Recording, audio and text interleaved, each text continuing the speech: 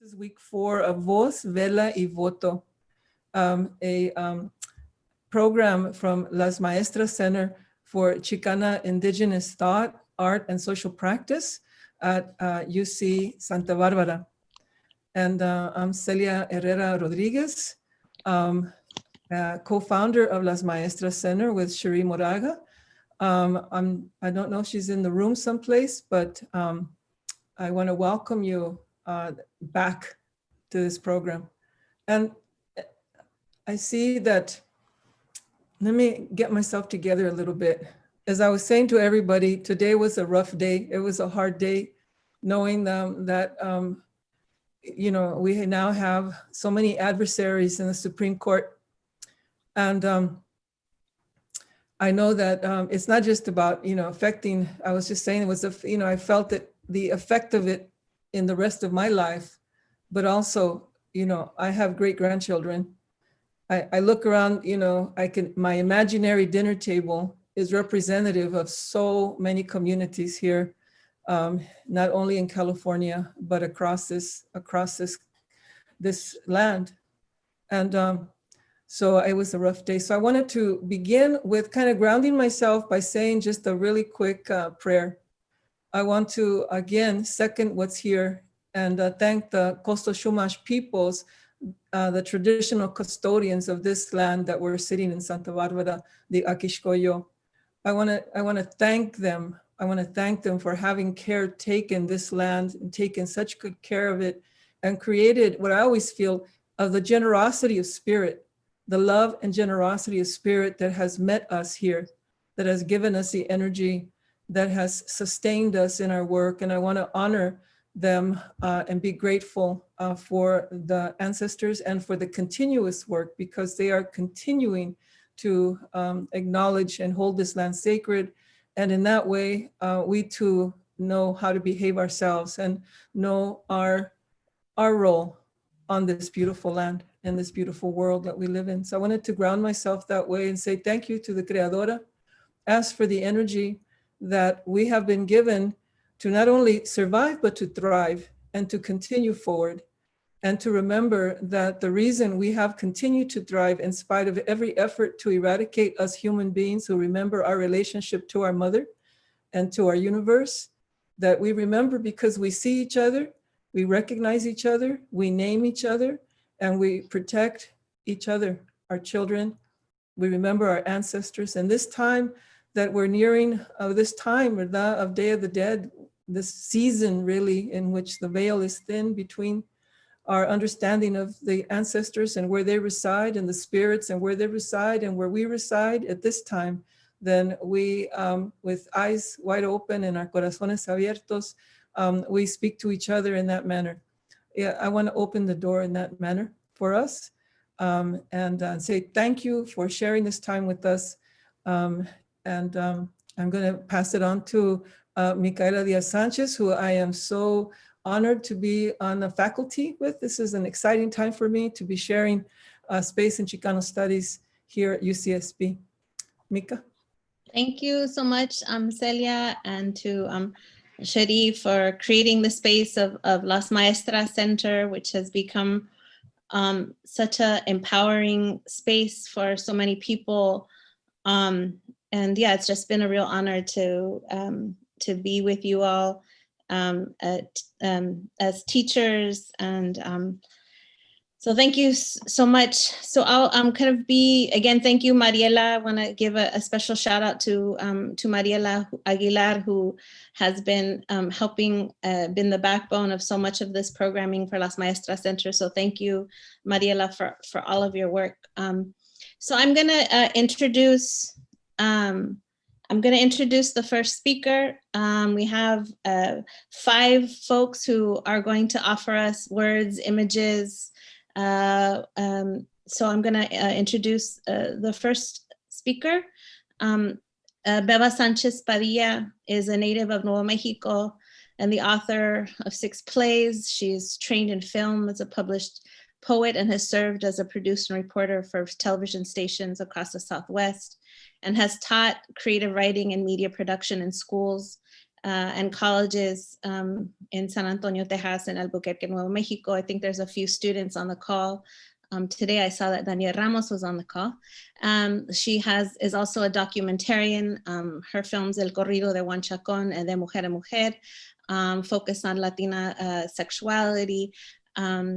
She credits her mother, Maria Barbarita, and her daughters, Micaela and Sibone, for the inspiration of her work for over 50 years of centering mujeres. So I'm gonna pass it over to Beva, and I don't mean to be disrespectful to call my mom Beva, but she was actually my teacher in high school, and so she insisted on it, so I just kind of got used to it. So Beva, I'm gonna pass it to you. Make sure to unmute yourself. I think I'm unmuted. Can you hear me? Yes. Thank you so much. Thank you, Micaela. Thank you, Celia. Thanks so much, maestras, and Cherie and Mariela and all of you who are putting this together. I'm talking to you from Nuevo Mexico, and we are on Pueblo land here. And I'm so thankful that other people are recognizing the original stewards of our mother as we open. I get kind of nervous for presentations, so mine is a little bit formal. It's really difficult these days to say something that hasn't already been said. But I must believe that our antepasados, our ancestors, have the wisdom and the guiding spirit to move us through these immensely difficult times. And it can only happen if we synthesize this wisdom with the strength and the power and the brilliance of our young people. I'm so thankful for them. Celia, you've provided 3 themes, and I kind of went with those themes. So the first one is voz, and you asked that we talk about our daily work, and it just so happens that a couple of days ago, we ended up celebrating some awards within the organization that I work in, and I wanted to share that as being the voice of some of the women that we work with. I'm a gender justice organizer with the Southwest Organizing Project, SWAP. We create events and consciousness around many, many things, including reproductive justice. SWAP is a 40-year-old social justice organization that was co-founded by a woman by the name of Jean Gauna. She was a brilliant, strategic, and courageous leader who with others inspired many to work tirelessly, wisely, guarding and winning social, political, economic, environmental, spiritual, and cultural justice for women and families. And so for the last 5 years, we've honored over 60 women who have done those kinds of things. And like I said, day before yesterday, we celebrated them via Zoom, of course. These women have taught life skills to prisoners, taken petrochemical companies to court, immortalized the lives of families in curanderas, supported women in abusive homes, grown gardens with little water, made sure census data was correct, brought power to workers, founded cultural schools, organized sacred circles, fought for immigrant rights and our children at the border. They have spoken about the rights of nature, about the rape of nature. They have spoken about the rights of humans and the rape of humans. And to give them a little bit of voice, Marisol Archuleta and Mark Archuleta have created a video that I hope Micaela has ready. These are just a few of the women that I'm talking about and that I get to work with daily.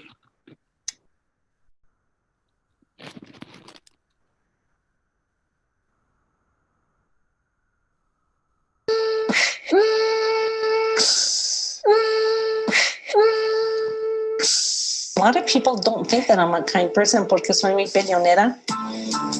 But I'm assertive. I'm not aggressive. I'm assertive. I take care of myself. I don't let people push me around.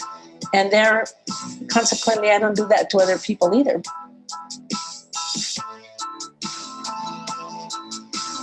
I think my first organizing coup was when a group of women in Metro were like, screw this, we're running a slate of women to take over Metro. Like, it's always been run by men. I don't give in to politicians when they want to sit there and tell me we want to do this in this great committee, and I'm like, no.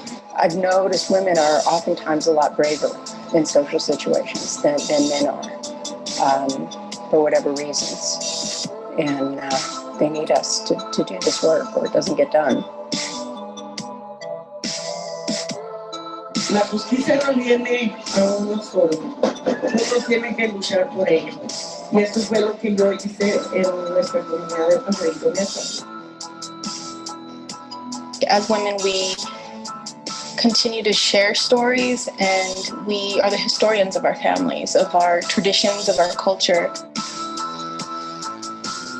Women have always been the backbone and the teachers, many times silently in the background. They have been that force to be reckoned with. Everything I do for them and for my grandchildren and for our communities, and it is a gift of love. It's hard work, real hard work, but it's also a gift of love. It's a reminder to me that I stand on the shoulders of many women who have come before me, and I link arms with the women who are up here now.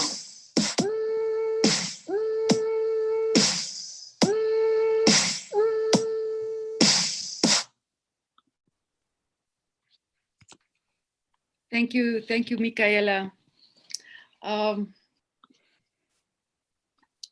Luckily, Celia gave us a little bit of a script guide. So Vela, this is my prayer. I like that you brought that up because it's important to me. So this is just a prayer, kind of a selfish prayer that I'd like to share with you. Madre Tierra, help us continue to intensify how we care for one another.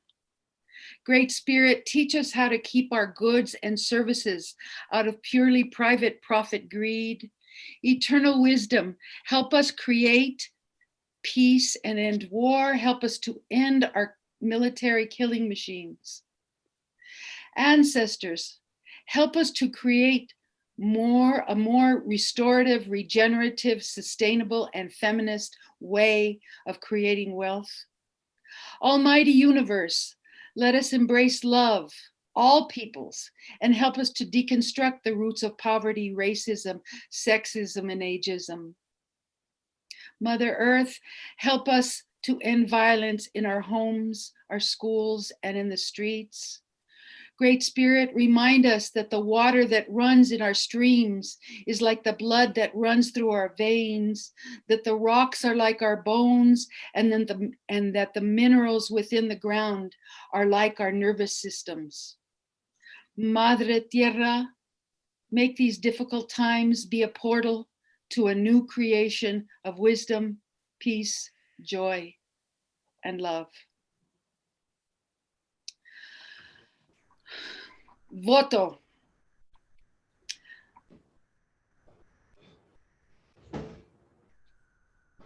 This is a story that I want to share with you, and it really has been inspired by David Zamora Casas because he kept it alive for many years, and it's in a new form, David. If Esperanza were alive today, she would be 100. She was thin, jet black hair, sharp angles in her dark face, and big hands, strong man hands. She was in her mid-40s when I met her. She told me lots of stories of her early days of her marriage and the birth of her 5 sons. She told me of her rural life in northern New Mexico as a child. She remembered being a young girl, following her mother and some aunts and neighbors up hills. They were very serious. One carried a bucket of water.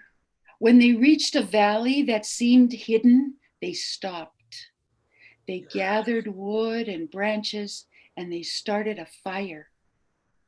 Then they threw the bucket of water, dousing the fire to smoke.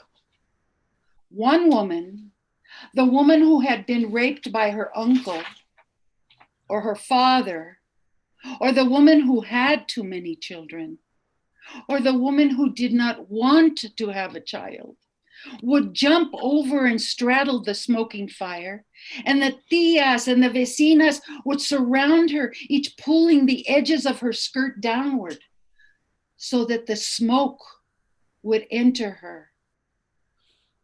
Did this terminate her pregnancy? Maybe, maybe not. What Esperanza's memory did tell me is that women have been working to control their unwanted pregnancies for a long time. That women have been helping other women control their fertility for decades, for centuries. However clandestinely, covertly, illegally, however dangerously, however safely, however sadly, however seriously, however painfully, however legally, and will continue to do so. A votar. Thank you.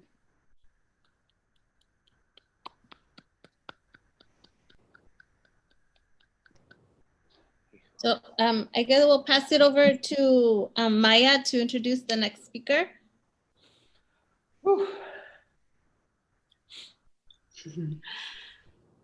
Thank you, Beva. Thank you, Micaela. Thank you, Beva, for bringing us Micaela. I think it's actually, I'm prepared to introduce Yuri, but isn't it Ymoat for Celia? Yes, thank you.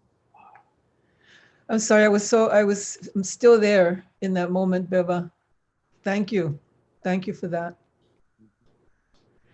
Now, Ymoat is a Chicana Patista, originally from Zacatecas and raised most of her life near the San Diego-Tijuana border. She is an organizer with Detention Resistance, a grassroots collective that focuses on the accompaniment of migrants inside the Otay Mesa Detention Center. She's also part of other organizations like Cesta Grietas de Norte Network, Autonomía Xochiqueto Collective, and is the current vice president of the historic Centro Cultural de la Raza, located in Balboa Park in San Diego, California. Ymoat, gracias. Hola, buenas tardes, buenas noches. Thank you for accompanying us tonight. Thank you for the invitation, Celia, Maestra. Thank you, Beva, for your words, for your prayer, and for everybody joining us tonight. There's a lot to share and compartir, a lot of emotions. And I just wrote some thoughts, some pensamientos that are quite not clear, not quite straight. I just wanted to share a little bit del trabajo, but also the thoughts that are currently happening with all the work that we're doing. So thank you. Y aquí presento unas palabras.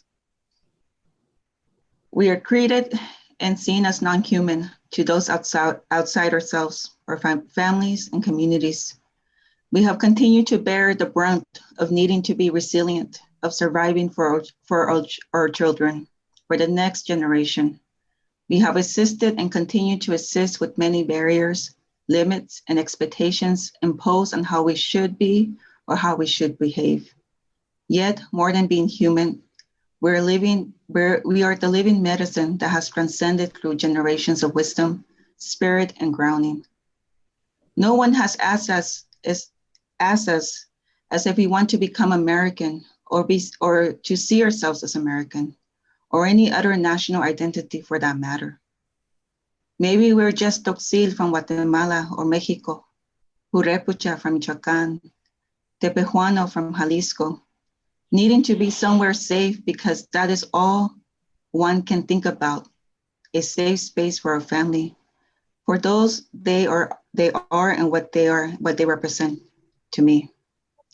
Now I'm locked up in here with four walls, not understanding how I came to be treated as a criminal, with no communication or money to call my loved ones, or no one to call in the US for help. I don't understand why and how long I will be here locked up. Why are all these people here? Who all they wanted was to come to a place where they can feel safe? These are the questions we ask ourselves in the work we do in detention resistance. We understand the systemic and neoliberal world dynamics that are played within these structures of power. All we can do is accompany these compas, men and women, some trans, to support them with the minimal resources such as commissary for a phone call to advocate for themselves and have the self-determination to resist the inhumane treatment they're witnessing and living inside a detention center and prison. They have taught us that the human essence and spirit of resistance and the breaking down of logics that don't serve our people, even challenging us on the way we frame things when we say, for example, supporting the most vulnerable ones when they themselves do not see themselves as that. As a community organizer and cultural activist, the work being done at the Centro Cultural de la Raza, Detention Resistance, and Projects of Autonomy north of El Muro is one of continued awareness, vigilance, being present to support our community and building and transforming towards something where we can take direction and putting ourselves, our community's needs first.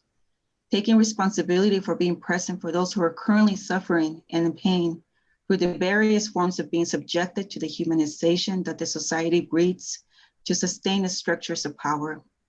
We need to create these other mundos and transform them through a accompaniment with those who do continue to bear the brunt of the systems of domination. So I end with this image of this report that was published on October 12th with the American Friends Service Committee, a US-Mexico border program here on the south of the border, also written by Pueblos Sin Fronteras and Detention Resistance. And this report, you can find it on Facebook, you can find it on the AFSC webpage. It's called The Compounding Suffering During the Pandemic, a case study in ICE detention facility failures. And this report has been written and accumulated through the various months within the pandemic and the negligence and abuse that has been witnessed and portrayed and documented throughout these months. And it's something that within our own collective, we've been witnessing and hearing. We sustain a hotline 7 days a week since the pandemic has begun.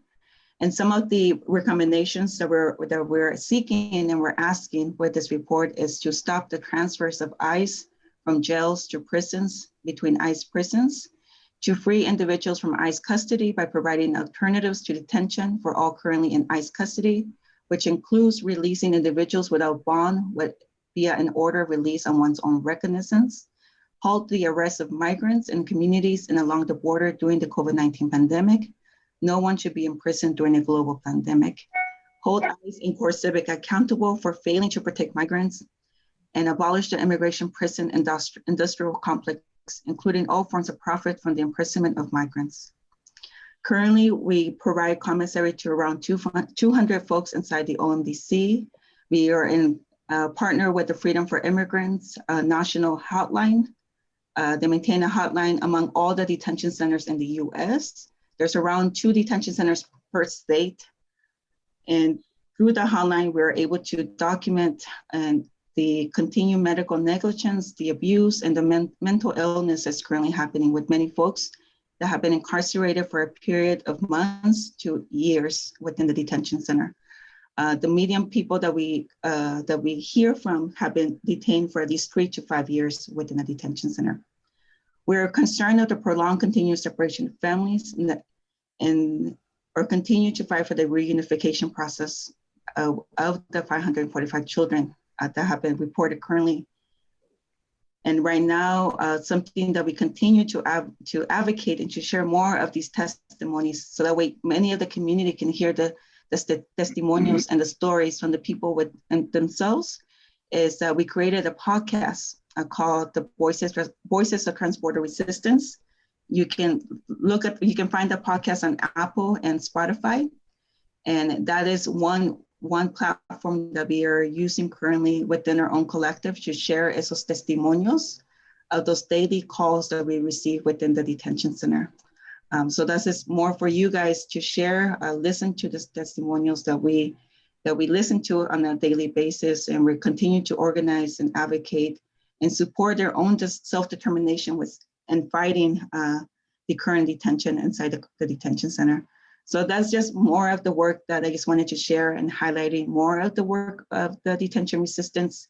I'm also, as mentioned, I'm also a cultural worker inside the Centro Cultural de la Raza, which has served as a space for continue organizing with the community, with their artists, and being able to also share more of the continued resistance and resiliency that's happening with all forms of oppression, even with police brutality and border patrol within our border region. So gracias por escuchar, and I look forward to any more palabra that you guys would like to know more. Thank you. Gracias, Ymoat. Thank you, Ymoat. And I know someone had a question about, because I was sharing an image that you shared with me, that it's a longer document. Would you like for me to post the link to that in the chat for people Yes, to please. see the report? Okay, yeah, because you just wanted that one image. I was like, oh, I hope I didn't. Okay. No, it's just a link to the podcast. It's Voices of Transporter Resistance, and it was just a link to that podcast. Thank you. Okay, gracias. Gracias, Ymoat. Our next two speakers are from Santa Ana. So Yuri Morales Lara is a mother, educator, and published poet from Santa Ana, California. Her family originates from Guanajuato and Los Altos de Jalisco, and has lived in Santa Ana for 3 generations. She currently co-hosts an online radio show about ethnic studies called Fierce Stories, aired online and in a community radio station, Radio Santa Ana 104.7 FM. Yuri is currently involved in the efforts to expand ethnic studies classes and curriculum in Santa Ana high schools. And then Lynn Lee says, ethnic studies changed my life and gave me purpose. After her first class at SF State, the birthplace of ethnic studies, she became aware of the fact that the history she was taught at Berkeley High School was fake news. She learned that being a 5th-generation Chinese American was not a deficit, but something to be proud of. Lynn became a student activist for social justice during her college years, and then became a high school US history teacher, and now is a curriculum specialist with Santa Ana Unified School District in Southern California. Lynn is also a member of the original Ethnic Studies Model Curriculum Committee at the California Department of Education. Muchas gracias. I'm going to go ahead and start, and I'll try to, just fill it out, because I do want to, I know we were given about 10 minutes, but I do want Ms. Lynn Lee, who I just want to mention, because you mentioned in her bio that she is a US history teacher, and she's also she was actually my US history teacher.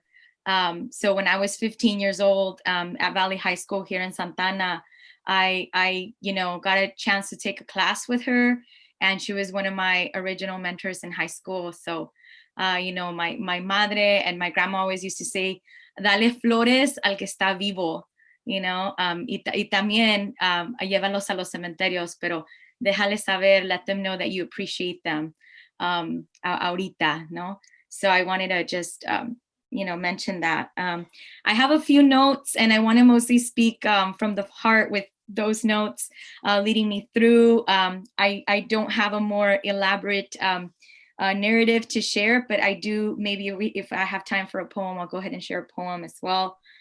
And I was thinking about those topics that las maestras, put out there in this purposeful, set of events, Vela, Voto, y Voz. And Vela kept coming up for me as I was kind of planning and making these notes as the first. And I don't think it's mentioned as the first in the flyer, but in my notes, it just kept appearing as Vela first. So I wanted to speak from the heart and just share about what that means to me. Growing up with Dia de los Muertos as a tradition, and Celia knows this personally of me. She knows my personal story.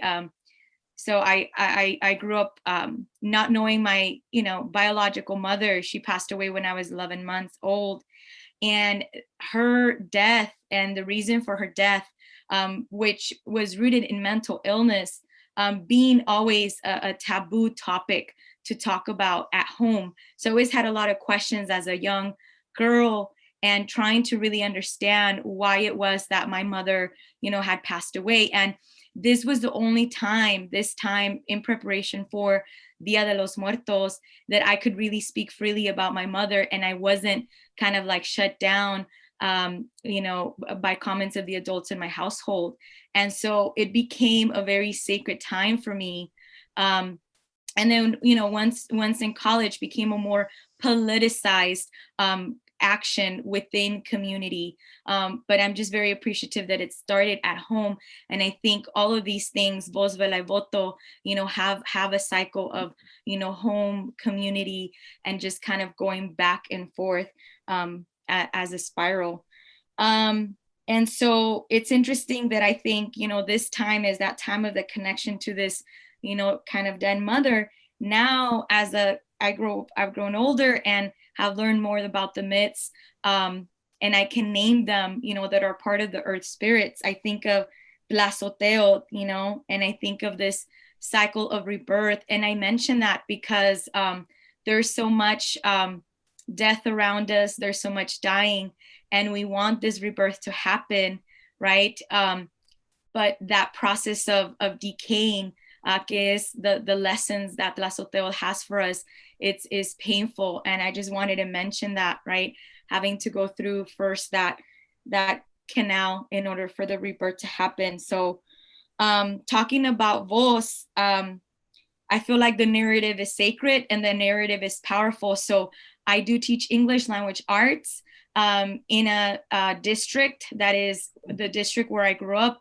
I came back to my hometown after being gone for 6.5 years, and didn't really quite know what to do after I graduated with my MFA. And, the universe works in spirals, like I mentioned. Just so happened that I signed up for an internship to work in my community with youth in mentorship. And I was placed in my old high school, a place where I felt that my voice was shut down as a young person. So there I was, put in this location, the same place where what I was needing, I was being given the space to give and to offer. And once there, I realized, I really need to go back into the classroom and do this with young people as a main, in the mainstream classroom, because I realized what are they teaching? All is white centric, all is white hegemony in these public schools in a district that is more than 90%, Chicano, indigenous, people of color. That must have access, our kids and our young people must have access to, the stories they already do, right, at home, in the neighborhoods and all of that. But having curriculum that says, that justifies and gives insight to that narrative, right? And so, yes, we're doing work. So there is a group of board members right now that come from the community. It's really amazing. I think that we have a few board members in there, unlike I've seen before, that came from community organizing. And it's really some exciting times because in June, when all the protests, young people taking the streets throughout the nation against, the murder of Black lives, that I feel like there was already a movement there, but it just gave it the final push for, we need to push for ethnic studies as a requirement in our high schools. And so they passed that requirement. And right now we're building that curriculum, and it's going to be a process. It's not going to go into effect for another year and a half, another school year and a half. And so we have that time to prepare the high schools and to prepare the teachers and the administration to pretty much accept what the community has demanded, which is ethnic studies. And so we're trying to create a pipeline where there are different parts to that ethnic studies component in our district. So We have, you know, community partnerships composed of community organizations where the young people can do the community work as interns. In the home, like I said, as an English language arts teacher, I really see still a very dominated white hegemonic curriculum and voice coming out of the authors that we are required to teach. And so anyway, so home also being part of the partnerships and a place to document knowledge, and also academic partnerships. So, you know, I'm sorry I don't have any visuals for you, but these are all kind of like sueños and planes and things that are being done, you know, and worked on right now. And so, yeah, as far as the Voto, like I mentioned, you know, the community, community-based board members, school board members that are stepping up and are running for office, I really think is something that I'm very excited about as a Santanera. Having folks taking local, you know, local offices in order to make that local change. So it's just so essential to go out there and to vote. I did help canvass about 2 weeks ago on a Sunday. You know, I'm a single mom, and so I have to be very strategic about, you know, when I can go out and do that footwork on weekends. But this is so important, right? Because I know that they need to be in there and representing las necesidades, the needs, and the voices of our comunidades. So yeah, I think that's it for me. I wanted to have Lindley share. And if there's time. Hi, Yuri, thanks so much. Yuri is actually my mentor. She was when she was my student. She didn't know that at the time, but I really listened closely to what she said, and it helped guide my lessons. She didn't know that actually before this, but and she's definitely my mentor now. She helps to guide me and push me. She came to me, just a little bit of background on myself. You heard in my bio, I went to San Francisco State and took my first ethnic studies class there. And that kind of sent me on a trajectory that's gotten me to where I'm at right now. I became a student activist throughout my college years and decided, you know, I wanted to, ethnic studies was my goal to bring into the high schools. But of course, you know, it takes you through all these, you know, I became a US history teacher. And as a US history teacher, I was trained to teach colorblind and to teach the Civil War was not over, you know, slavery. It was over, you know, states' rights and all that white supremacist type of stuff, right? And I had to like break away from that and bring in my own, you know, Howard Zinn counter narrative on my own. So I think right now my my organizing and activism is what is, you know, kind of supporting what Yuri's talking about. We are bringing ethnic studies into the district in an institutional way, but it's so hard because the institution is so structured around, you know, the European white supremacist ideas of how you write curriculum, how you implement curriculum. And ethnic studies is so much more about really finding the voices of our students and empowering those voices to become part of the counter narrative to the master narrative. So I'm also part of creating this program called The People's History of Orange County, which Yuri was a guest speaker and inspired all our students. But it's a program that I hope all other programs, other school districts will adopt, but it's basically taking a community and going deep into the histories of the communities of color. Because, you know, there's, you know, when you look up the history of Santa Ana, you can learn about, oh, there's the Heritage, you know, Museum. There's like the downtown area, but they never talk about the Little Texas, which is the segregated Black neighborhood in Santa Ana, which is where all the African Americans were forced to live during the days of segregation, and not even during the days of segregation, but even afterwards, up until the 70s.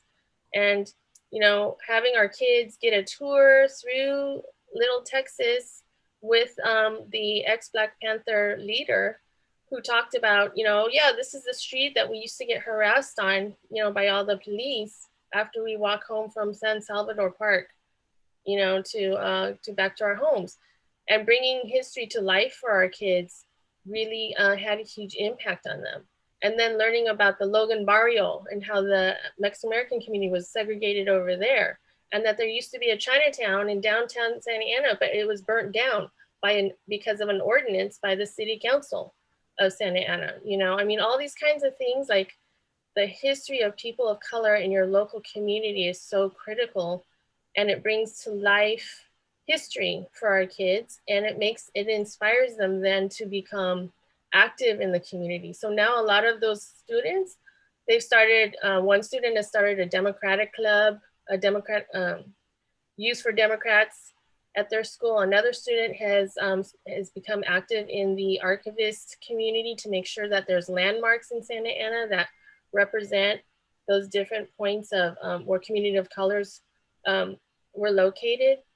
So that is my activism, is within the district, trying to deal within these walls of restrictions. And I call it institutional violence, actually, because anytime I run into it and they say no, to me, it's like, well, we got to figure out how to work around them, right, Yuri? And me and Yuri always have to like feed off each other and figure out how to get something done in spite of the no's. But I really appreciate being part of this group, because sometimes it can be really hard dealing with all of that violence. And this is very empowering for me. So thank you so much for having me. Thank you so much. Thank you for joining us. Thank you so much. And, yeah, I applaud all of our teachers who are on the call, all of people who live with teachers, who are partners with teachers, who are teachers in every way that you are, and the way that you're, helping to keep the world moving with working with our youth. So thank you. I'm always especially humbled by, high school teachers, elementary school teachers, middle school teachers, preschool. I'm so humbled by your work. So next we have David Zamora Casas, who on our screen is technically MacBook. David Zamora Casas is a painter, community activist, curator, and installation and performance artist living in San Antonio, Texas. For the past 15 years, Casas has constructed altares that integrate traditional Latino themes with an eclectic consideration of modern day experiences. He organized the first lesbian and gay art show in Texas entitled Equal Rights for Whom in 1989 at the Esperanza Peace and Justice Center. He is an AIDS activist. He has taken his life as a Latino, an activist, and a gay man and put it into his artwork. Engaging his audience in conversations about difficult issues during his performance.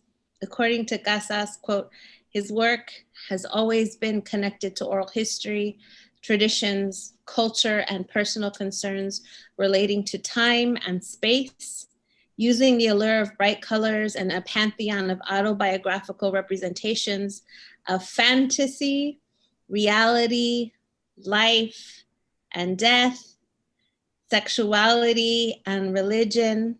He creates work that reflects issues of consequence. He considers himself blessed to be able to put his passion and ideas on a canvas that promotes interaction with multiple communities. It is an incredible honor to introduce this and I'm honored to have his work in my little casita in Santa Barbara. He has been an inspiration to so many of us, and has always been unapologetic in his performance, in his art, and in his performance art, and in his commitment to so many, to making the world a more just place. So thank you, MacBook, for being here. David Zamora Casas, passing the mic. Am I muted or unmuted? You're unmuted. No? No, good. No, it says mute. Push it again. You like push the button again. Así. Push it. Vela, voz y voto. Am I in? Yeah. Hear it. I want to thank you for this opportunity to be with such fabulous, inspirational people. And I want to say that, Beverly, tomé tanto tiempo poniéndome eyeliner, and you made me cry, and it looks like I'm a raccoon, pero está bueno. No me importa porque te quiero, and your work is so powerful. Early on in the program, Omni Jones and Sharon Bridgeforth said that during this time, there was a very thin layer between the people that are alive and the spirit world. I believe that to be true. And today I had an emotional fit. You know, a friend of mine who just recently lost her mother, our comadre Laura Herrera, called me and reminded me how everything is temporary. You know, I have a perrita that I got angry with. I got pissed at my mother, and I couldn't really grasp it. But it's the times that we're living in. The times that we're living in are very difficult at present, and we have to do what we've always done. We have to go to the light. We have to do what you folks are doing. We have to communicate with each other and build these alliances with people who are like us. And we inspire by example. All of you inspire by example. I was blessed and touched by everybody's words that I've heard throughout this programming. I also advocate for everything you do. We believe the same. We are same but different. And I wanted to share my current work, which is behind me, which is my Vela, my voz, and represents my voto.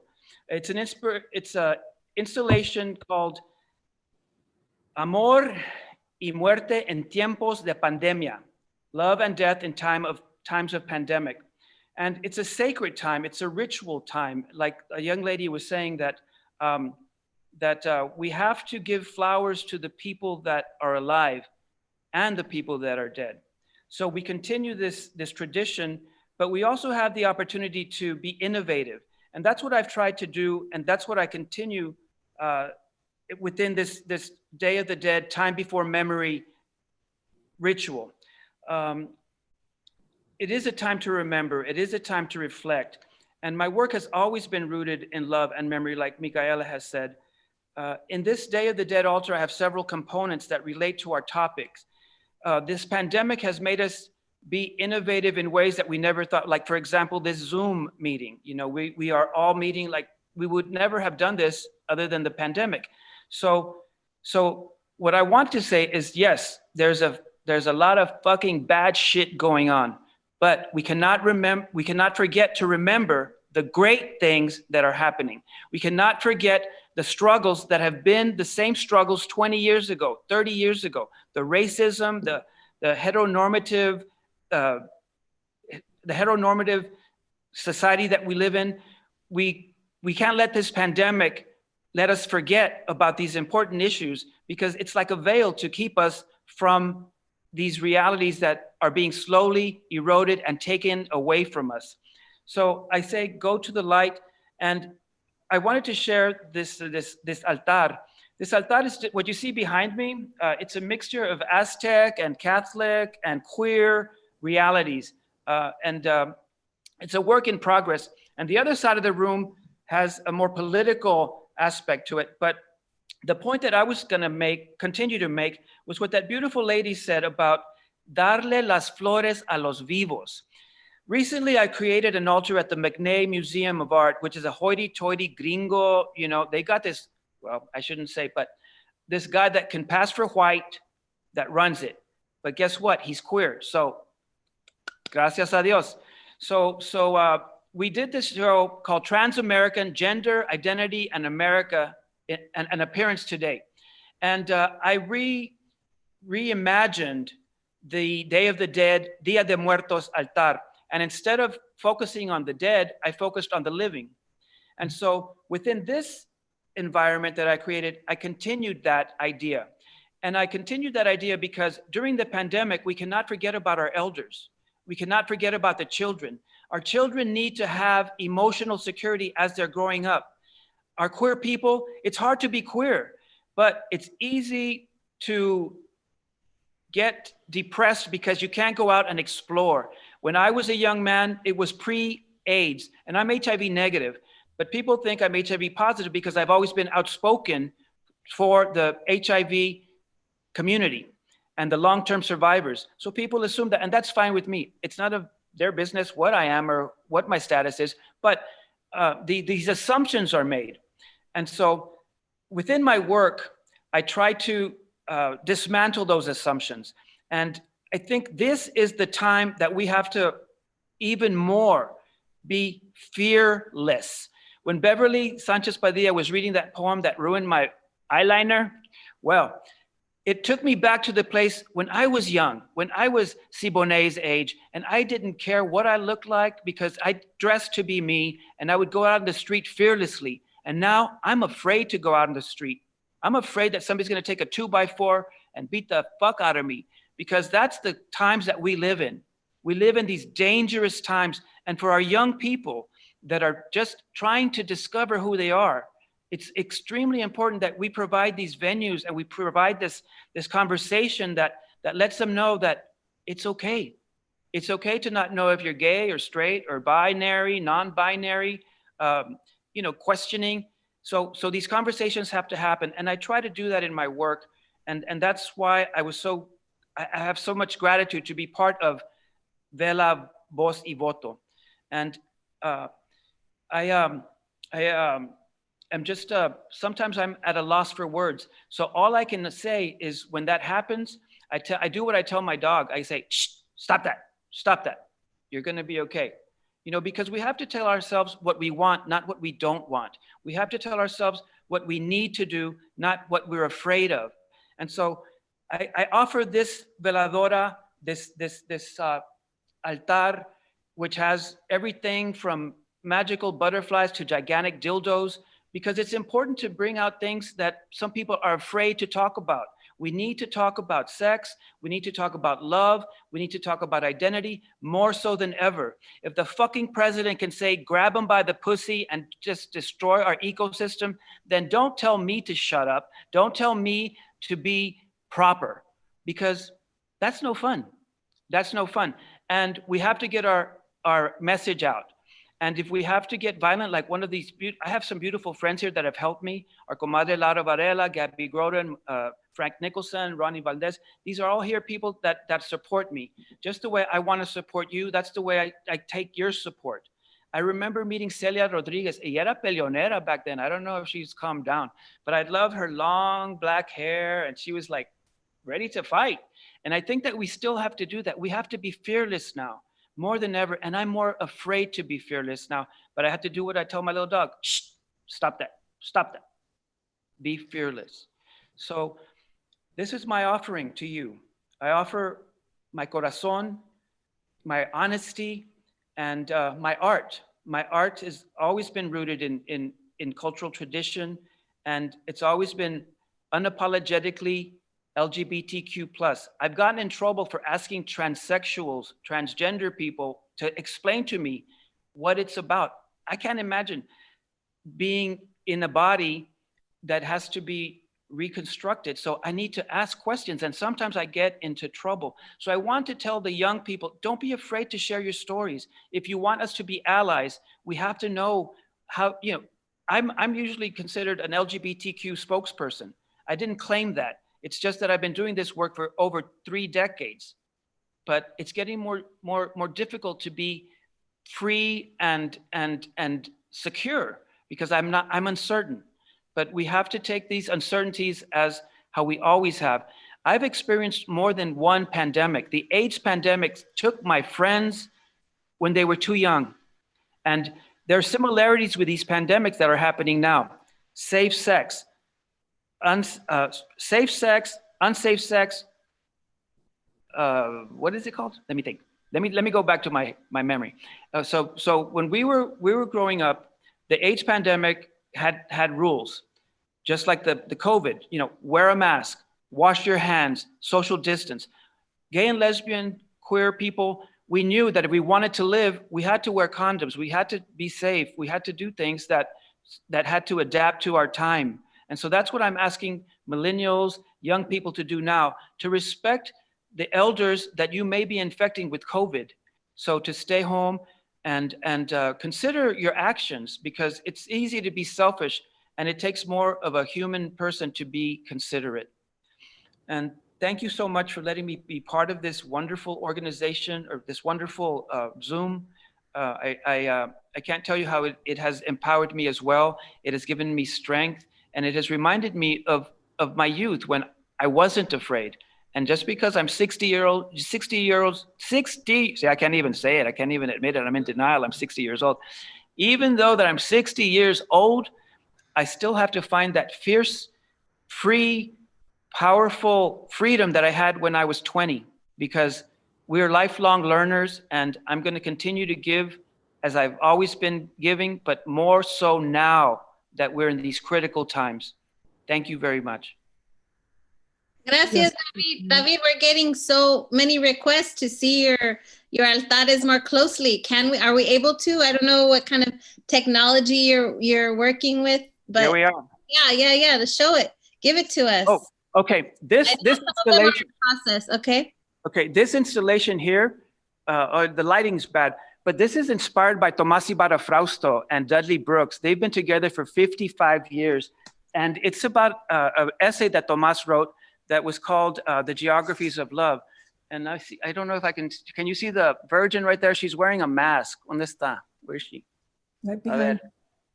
La ves? Is she bad? There she is. Yeah. But the lighting is bad.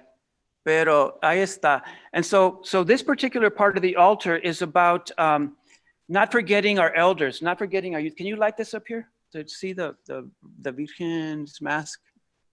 A ver, ¿se ve? No se ve. Well, there she is right there. And she's wearing a mask, and she's got a headdress of mariposas, white mariposas and monarch butterflies. But this is about the people that are alive. That's the idea that I had to keep the tradition, but to innovate and to thank people, como darle las flores cuando están vivas, you know? That's difficult there to see. Then I have Coatlicue in the back. No, not Coatlicue, Coyoshauqui. No, who's that? Coatlicue, that's Coatlicue. And she's next to the Virgen de Guadalupe up there. And I painted that painting when my father died. And he died on December 12th, El Día de la Virgen. And then, so the idea is love and death during the time of COVID. And here's two monitos that are together because we have to talk about sex. How do you have sex when there's COVID?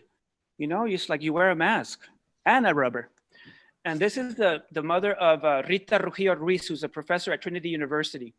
And I honor her because I love Rita. And when if your mother dies, it's like my mother dying. I can't imagine. This is a piece called Cada Cabeza es un Mundo. And it has an image of a mermaid being dragged out of the ocean by these two people. You can't see them very well. I'll post pictures, but this over here is a tribute to 8 people that have died of HIV. Over 78 million lives lost to AIDS. And down here we have a couple of dildos and a lot of condoms and a lot of lube. So for anybody that wants to take it. And this is more of the finished area. And I'm doing in the tradition of making these structures out of flores. This is a quetzalcoatl made out of bones and artificial flowers for now. But during the Day of the Dead, El Día de los Muertos, we're gonna do fresh flowers. Over here, we have the COVID Cementerio. And these are 2 skeletons that are making love. And there's going to be political statements in the background. Black Lives Matter, I can't breathe, cosas así. And this blue area in the background is an area that is going to be dedicated to the children and infants that have died because that is something that I can't even imagine. So that's the gist of that installation. And I'm sorry it's not all finished, but I do have 1 more week before it's over. But I wanted to be part of this, this important dialogue that you're creating, that you have created.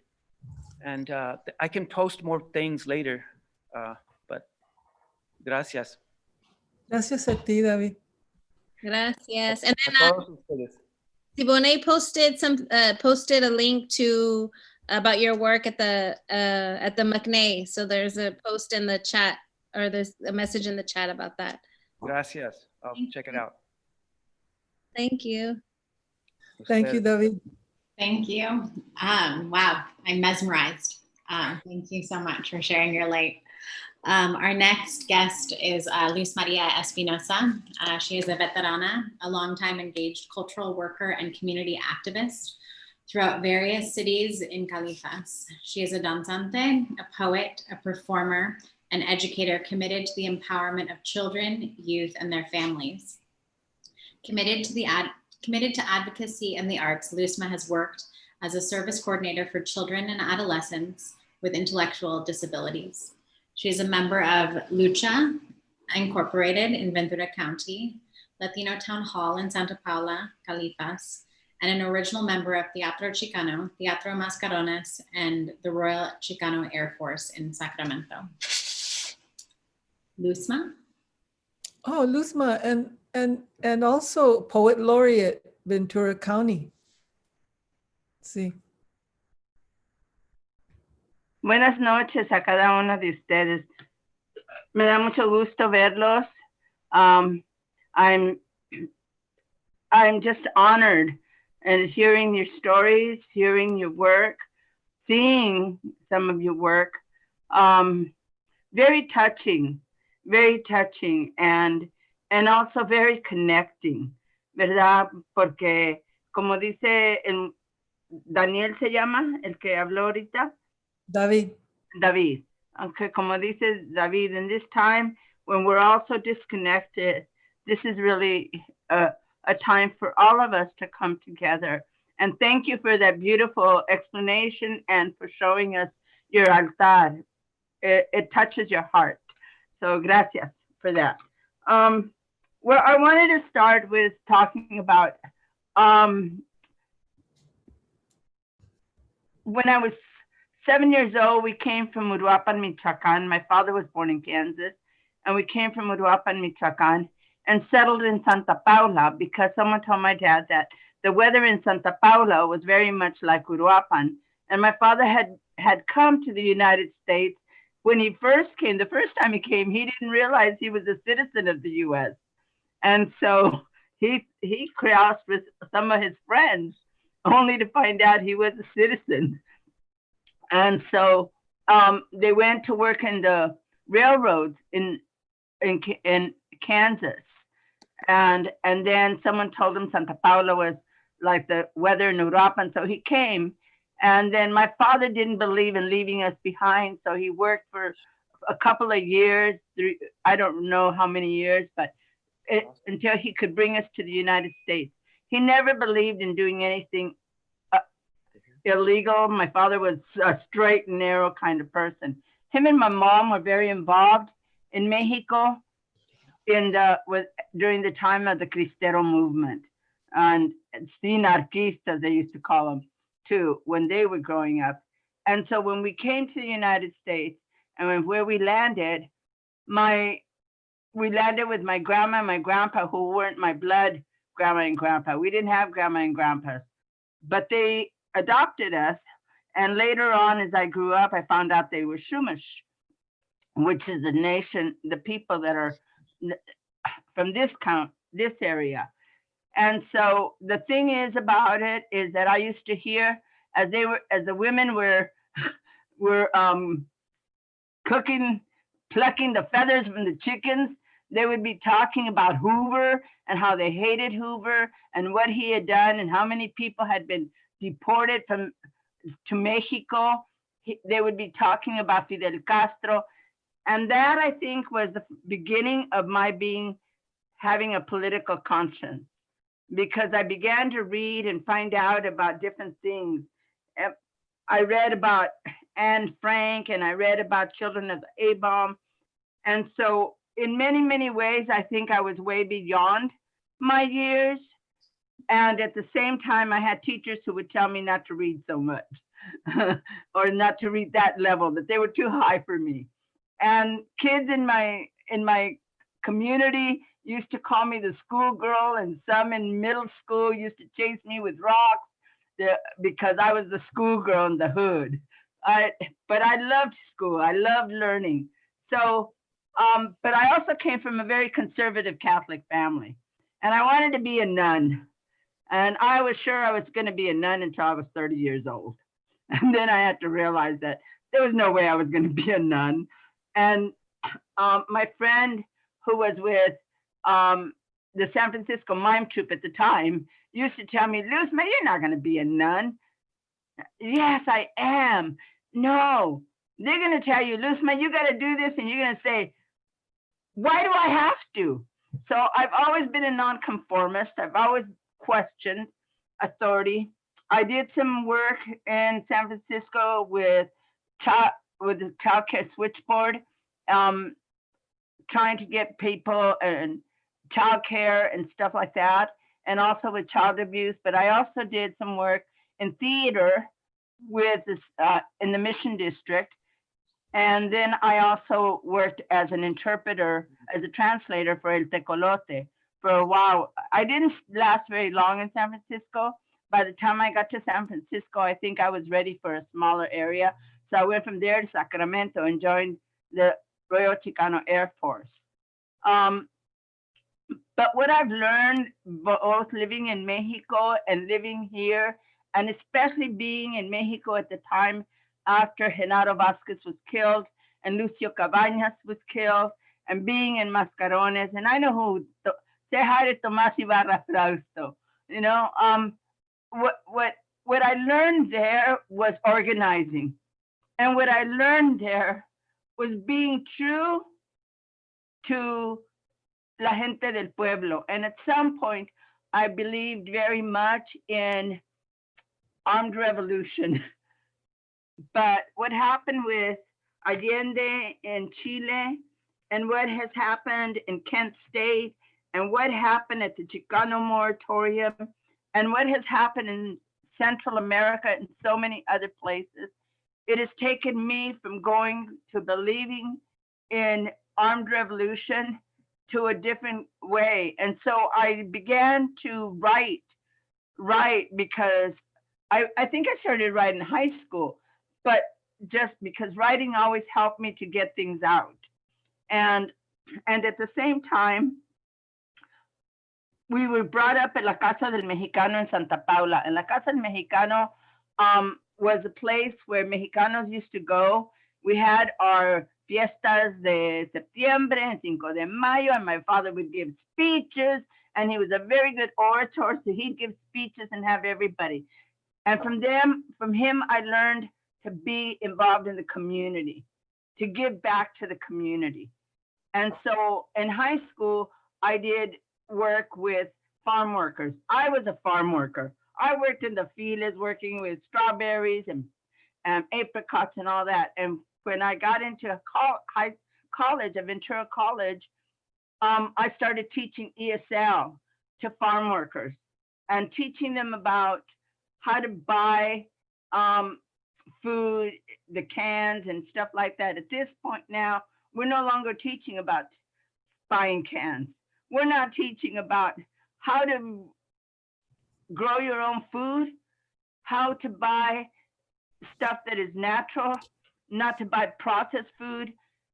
So a lot of the community involvement that I've had in the last, I would say 30 years has been working with children, youth, and families, or 40 years, working with prevention intervention with youth that are involved in what they call gangs.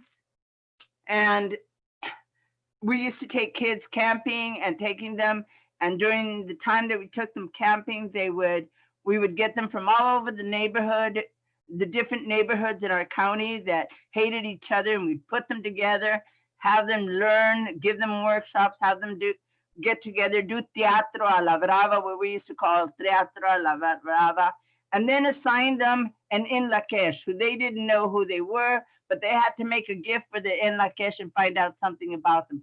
So at the end of the camping experience, they had to present a gift and talk about why they did it and what they saw about their enlaquesh. And what would happen out of that is that when they got to the Ventura County Fair, they no longer were getting into issues with each other. They would see each other, and because they knew each other, they weren't territorial. It was no longer Santa against Chiques, or Chiques against Filtros, or Filtros against Cama. You know, they were working together. So we did that, and then also working with students who were from Mexico that were farm workers who hadn't finished their high school education and developing a curriculum for them. I work in education through Poets in the Schools and also as a poet with RCAF. I did theater in the schools as well. I didn't like having to deal with the politics of education.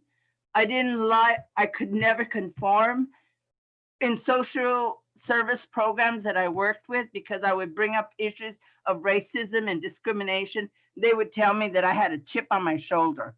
And I wasn't the kind of person that could handle that and be very diplomatic. I just told you like I saw it, man. And so that would put me at odds.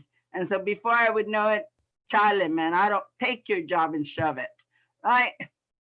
So that was really difficult. But through all of that, I would write because I had to write about what I was seeing. And part of what I've seen in our own communities is we talk about what the Europeans done in white America and the education and what they teach us. But what we sometimes don't realize, and I feel this way very strongly, is that as much as we talk about decolonizing, we are colonized because many of the things that we do fall right into it. Are you someone important that I should know? What do you do? Is there a title behind your name? Are there all these educational? You know, right now we have a lot of different things going on in our community, you know, and who leads it. And so I think that we put a lot of stock, and I don't think it's not good that people develop a career, but you can be the best doctor and be the worst human being that you can be. You can be the best poet and think your shit don't stink, you know? And so it's really important to remember that that little Juanito, that maybe because he's drinking, because he can't handle the racism he's dealt with or she's dealt with since they were young, and the discrimination even in their families, because their family said, oh, eres prietita, oh, pobrecita, ah, la blanquita, está bonita, ¿verdad? And even all those things that affect us as human beings and as persons. And so I think that it's important to accept each other as we are, as human beings, because in the end, what stays is the spirit of each and every one of us. When we talk about plazolteo and plazolteo, taking all that, for lack of a better word, mierda that we have and transforming it. And that's what we're going through right now. That's what we're going through right now, a transformation. We have an opportunity right now to transform, to rather than getting depressed because we don't see people, because we can't do the things that we used to do, to take this time to take stock of what we want to continue to do. We're never going to go back to normal, and normal wasn't good either. And so it's important to be able to see what happens in our community. We're a small community of, when I left home to go to college, we had 14,000. We now have 30,000. And that was in 70. And we're now in 2020. So if you look at 14,000 to 30,000, we really haven't grown that much. You know, we got a McDonald's and we got one theater and we have the mountains and we have fields. And so when you look at that and you see what our people are doing and how they're picking the fruit in the campos, how people aren't getting things that they need, when you see that our kids aren't learning what they need to learn. And so what I do is I try to do that through Lucha, through Latino Town Hall, through interpreting for the school system, because by interpreting and getting and working as an interpreter for the school district, then I know what's up, man. I go to board meetings, I see LCAP, I see ELAC, I see all that, and I get to find out and see what's going on and then sometimes they let me put my 2 cents in. And I do put my 2 cents in. And so it's important because we need to work with our youth. Some of the youth that I have worked with through not just poetry, but also through danza. For example, I have a young lady who's teaching at San Francisco State University, who's very involved with the prison system. She takes people and talking and studying and researching the prison system. And she's taken families to see their boys or men that are in some of the worst prisons in California. And then I have another one who's working as a doctor.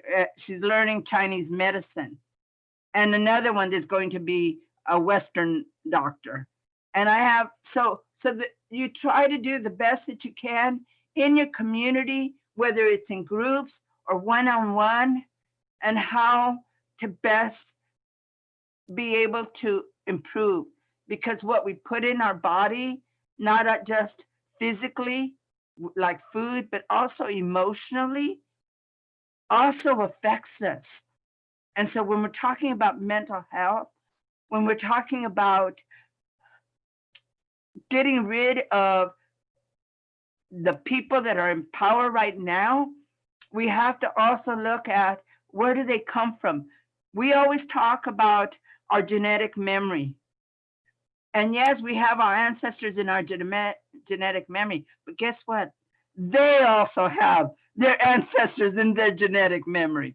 And what are their ancestors about? It's always been power and greed, and they don't care. That's where you had serfdom. That's why you had the Dark Ages.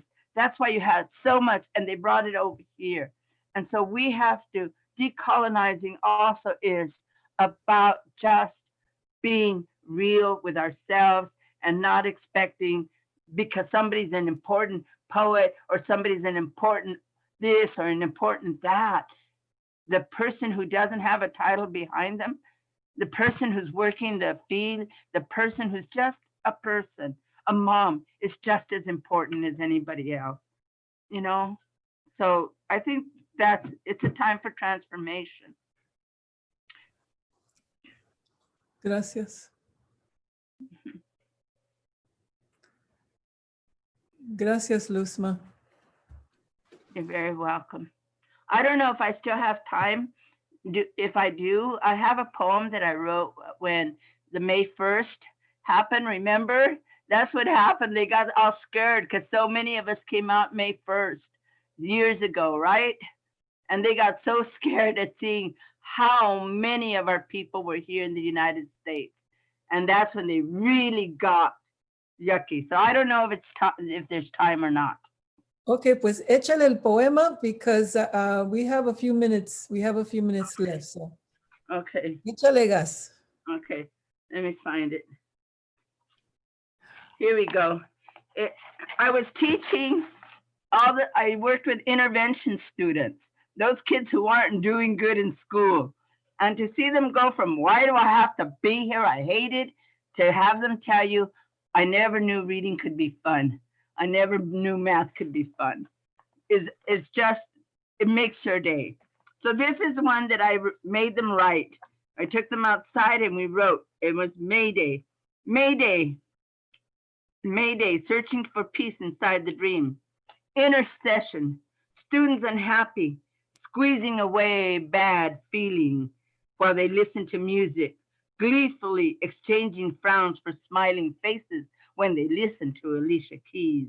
Thousands of flags flying, marching in the wind, fingers moving, playing, spiraling sounds of kindness to my heart. Eyes piercing, wondering, trucks and cars rolling on the freeway, strawberry fields, orange and lemon avocado orchards, raza picking the fruit, our table set with a harvest picked by the hands of our fathers, our mothers, our spouses, and our friends. School boring to many, hating reading, hating writing, loving playing, hating not being on vacation, forced to speak and write in a tongue unclaimed by the Romance languages.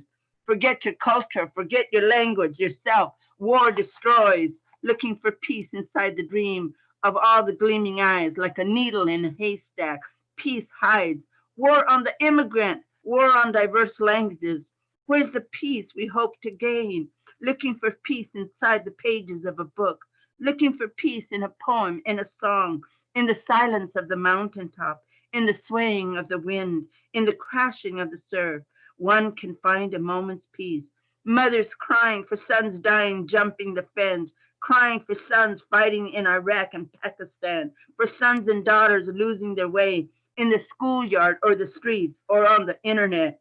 Mothers weep for their children in the silence of the night, in the calmness of a starry night, or in a twinkle of an eye. Peace is playing catch with my dog. That's it. Gracias. Gracias, all of you.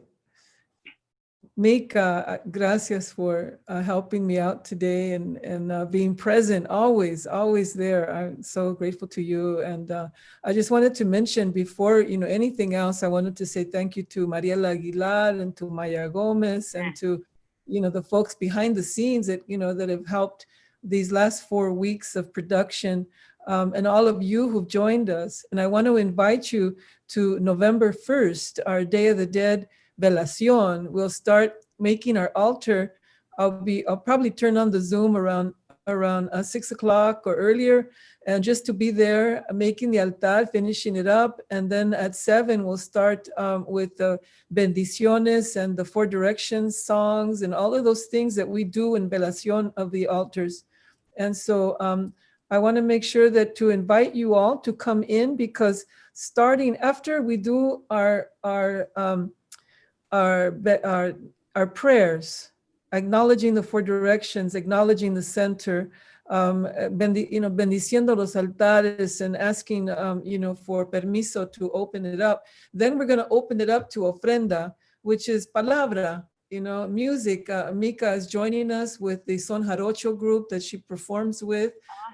And I'm going to wake up my neighbors with a little music, and then I invite you all back if you want to come in. We'll be there till past midnight. We're going to do a velación in our little Zoom rooms, but we'll be there if you want to come in and maybe, show us your altar at home if you build an altar, or offer a song, palabra, any kind of palabras, for our living and our muertos at this moment. So with that, I want to open it up. We have a little bit of time left. If you're willing, some of you I know probably are in different time zones.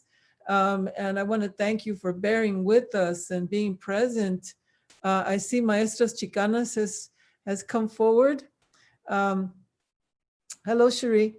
So, and I just want to thank you, Ymoat and David and Beva and Luzma and Lynn Lee and Yuri. Thank you. And I'm going to open it up if anybody would like to ask a question or say something at this moment. Mija, ¿cómo estás? Ahí están las niñas. Todavía despiertas. Qué bonitas. So, would anybody like to say anything or ask a question of our guests tonight? I want to say something. Sí. Just David, I just gotta, I put it in the chat, but I just gotta thank you for mentioning one sex. Thank you. It seems like in all of our discussions about spirit and everything else, we forget sex. And so, David, gracias. You're my man. You always come through in that way. And, in all your queerness. So, te agradezco. And also you mentioned SIDA. You mentioned AIDS.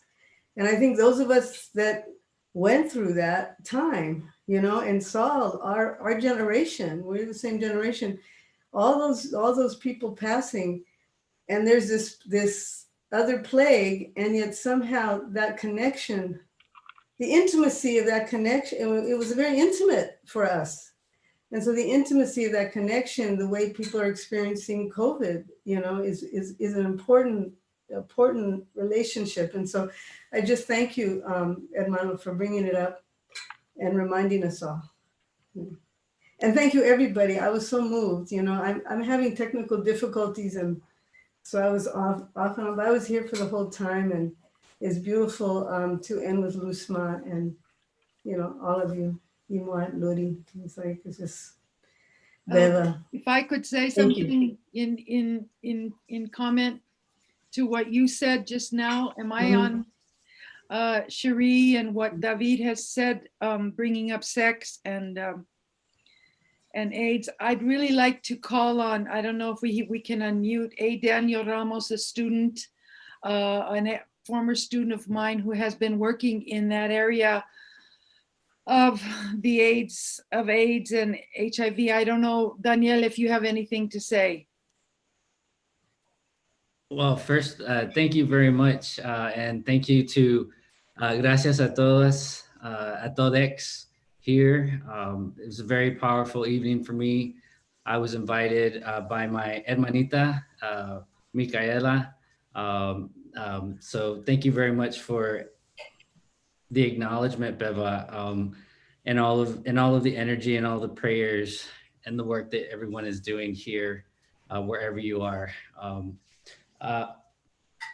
I've been living with HIV since I was 19 years old. I was diagnosed in 1996 in San Antonio, Texas. That was a difficult time. I had it pretty good though, I guess, in retrospect.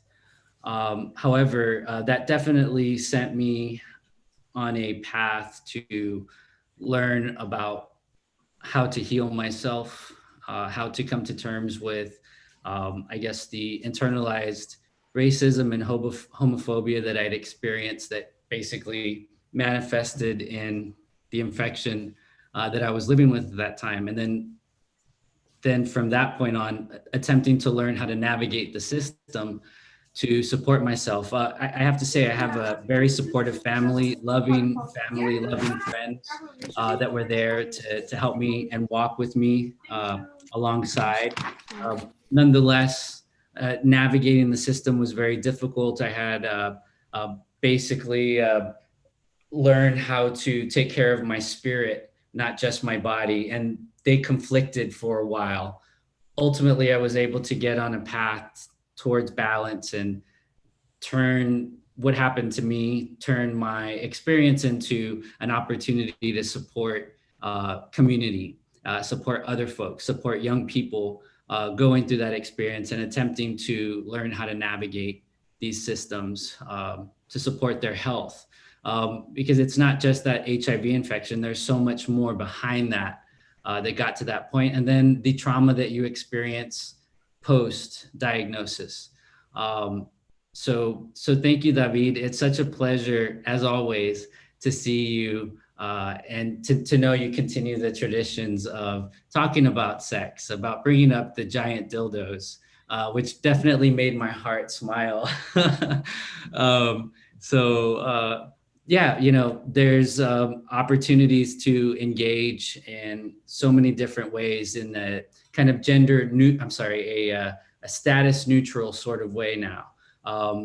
It's not just about HIV or people living with HIV, it's about people living without HIV and how can you stay living without HIV and having that dialogue as well. And so really working within various communities to support health literacy, to support access to client-centered, non-judgmental care that's provided by and for the people that they're serving, in a sense, right? Communities representing communities. That's a lot of the work that we here in Austin locally are focusing on in the sexual health network that I'm working in here. But I'll say about that much. Thank you very much. And thank you for la invitación a la velación on November 1st. I wish you all very well. And thank you for remembering our ancestors and continuing to pass on that light. Gracias. Buenas noches, thank you. Anybody else would like to add anything? I just want to say that I'm super grateful that my friend Mika invited me to this as well. I had planned to go to bed by 11 tonight, and you guys kept me so engaged, and I was so just, let me show myself. Where you at? Where you at? Tell them where you're at so they know that. In New Jersey, Luz, I do very, very much like you spoke my language. Lynn Lee and Luri, you also spoke my language. I'm actively working with a group to try to, make our curriculum more inclusive and so that our kids see themselves. Math book, I forgot your name, is it Danielle? When you mentioned sex and gender nonconformity, I have a really good friend now who's transitioning. I myself am a queer man, so it's like, I just really, really appreciate all you guys, and it just filled me with hope and inspiration and all of that. So I'm not the most articulate person always, but I just wanted to say that, and thank you guys. It's midnight in New Jersey. Yeah, you guys kept me really engaged. Gracias. Anybody else? Am I unmuted? Can Yeah. you hear me? Yeah. One day I hope to see and meet and have a drink of coffee or a cervecita or something with all of you. These are times that we will get through. We'll get through them. And it's not over, and we have to envision ourselves being happy and secure and with each other again, face to face, without masks, maybe wearing a condom, but together. Okay? Wear a mask and a condom. I'm taking that line. That's on a t-shirt. Oh my God. Con mucho cariño y con mucho respeto a todos ustedes que participaron esta noche. For all of you who've participated, my love and respect. For reals. Gracias. Gracias. Thank you to Maya and Mariela and you, Celia and Cherie, and each and every one of you who spoke this evening. This young man, Daniel, also.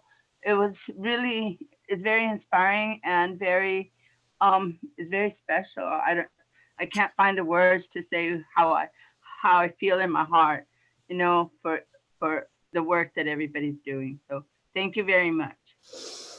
Gracias, Luzma. Can I share a poem? Yeah, go for it. We're awake. Bueno, este poema es Somos.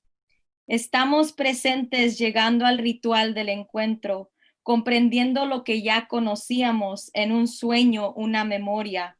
Somos flesh connected to spirit of an intellectual divine, divinas y adivinas, code switching languages, sanando la herida abierta despacito, como arenitas del mar neciamente pegadas al asfalto. Somos estrellas primitivas de un cielo antiguo, agradecidas al universo por lo que somos in Lakesh. Somos sages, maestras de las nubes. When our eyes close and hearts see, nos damos cuenta del balance y oposición sagrada, comprendiendo que nosotras mismas somos la Ometeot, Omesiwat, the double helix, a natural state of her mirror. Not only human, but belonging to all life forms, all that life forms. Pretend the sacred moon has dropped and landed on this stage or Zoom meeting. Suddenly we can hold galactic blue light and bring it towards our fourth chakra. In the art of making among sages, there is always communion. Offer with kindness, receive with compassion. Palabra is the gift and responsibility. There is no greater stage than that. Learning from arte, a performance stage can fall, the mic can drop, and we would still have in Lakesh. Mírate en mí, ten compasión, quiero mirarme en ti, con compasión. Somos prophets and healers, rhythm makers, sorcerers of story and rhyme, holding responsibility to understand the power of word. We must devour plastic roofs, making shadows in our closets, hiding our arte, the one we store away when the shadow dominates and says, there is greater art than yours. We push away our arte at times.